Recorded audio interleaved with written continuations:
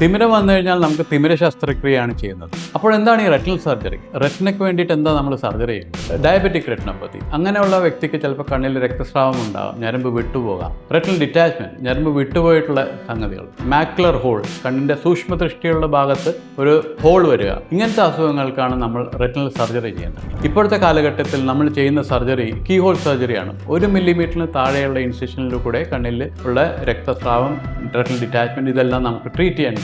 ഇതിനെയാണ് നമ്മൾ micro incision vitreous surgery എന്ന് പറയുന്നത്. ഈ സർജറിയാണ് റെറ്റിനയുടെ സർജറി. ഇത് കാറ്ററാക്ട് സർജറിയിലും കുറേ കൂടെ കോംപ്ലക്സ് ആയിട്ടുള്ള സർജറിയാണ്. ഇതിൻ്റെ റിക്കവറി കുറച്ച് ടൈമും കൂടെ എടുക്കും. റെറ്റിനയിൽ വരുന്ന പല അസുഖങ്ങൾ, അതായത് ഡയബറ്റിക് റെറ്റിനോപ്പതി, അതിലുണ്ടാകുന്ന രക്തസ്രാവം, റെറ്റിനൽ ഡിറ്റാച്ച്മെൻറ്റ്, ഞരമ്പ് വിട്ടുപോവുക, പെട്ടെന്ന് കാഴ്ച മങ്ങിയിട്ട് ഒരു വ്യക്തി വന്നു പെട്ടെന്ന് നോക്കുമ്പോൾ അത് റെറ്റിനൽ ഡിറ്റാച്ച്മെൻറ്റ്, സൂക്ഷ്മദൃഷ്ടിയുടെ ഭാഗത്തൊരു ഹോൾ, അതായത് മാക്യുലർ ഹോൾ, ഇതെല്ലാം റെറ്റിനൽ സർജിക്കൽ ഡിസീസസ് ആണ്.